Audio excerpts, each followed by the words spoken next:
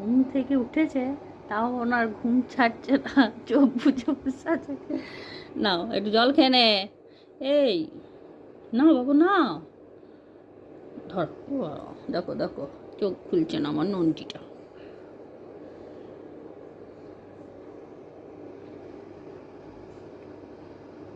খেয়ে নাও। সামায়নকে কোনো রকমে তো উঠিয়ে স্কুলে পাঠানো হলো। মানে ওঠাতে যে এত প্রবলেম হয় সকালবেলায়, আর এখানে এত ঠান্ডা, তাই সকালে বাচ্চারা সব উঠতে ভারী কষ্ট। আর যখন ঠান্ডাটা বেশি পড়েছে তখন ওদের স্কুল খুলে দিয়েছে। একটু ঠান্ডাটা যখন কম ছিল তখন ছুটি ছিল। যাই হোক, স্কুল যখন আছে তো যেতে তো হবেই। এবার ছুটি সামায়ন যারা ছুটি করে না, মানে করানো হয় না, ফালতু ফালতু ছুটি করে কী করবে, বাড়িতে বসে এই ফোন টিভি এইসবই দেখবে। এই যেমন করেই হোক ওকে সকালবেলায় তোলানোটা একটু মুশকিল হয়, শীতকালে বিশেষ করে, গ্রীষ্মকালে উঠে পড়ে।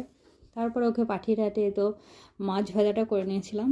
আর সমর বললো আজকে আমি সিদ্ধ খাবো, মানে ফ্যান ভাত খাবে, তা সেই জন্য মাছ ভাজাটা হয়েছিল।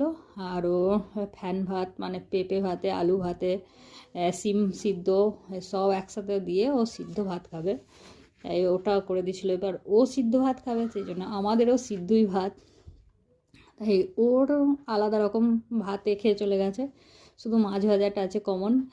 আর আমরা সিদ্ধ দিয়ে নিয়েছি, মানে ভাতে, মানে চালেতে আর কি, মুসুরির ডাল দিয়ে দিয়েছি।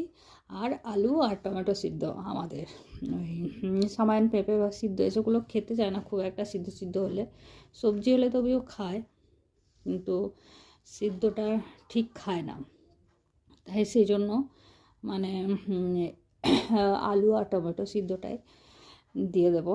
তারপরে ওইটা জাস্ট ফুটিয়ে স্কুল যাওয়ার আগে এটা করছিলাম, ফুটিয়ে টুটিয়ে একটু রেখে দিলাম, ফুটিয়ে দেবো আর রেখে দেবো। দিয়ে তারপরে এসে আবার সময়কে নিয়ে এসে আবার বাকিটা আরেকবার ফুটিয়ে নেবো, তাহলে গরম গরম খাওয়া যাবে। আর এত ঠান্ডায় ঠান্ডা খাওয়া যাবে না। ভালো থাকবেন, সুস্থ থাকবেন, বাই।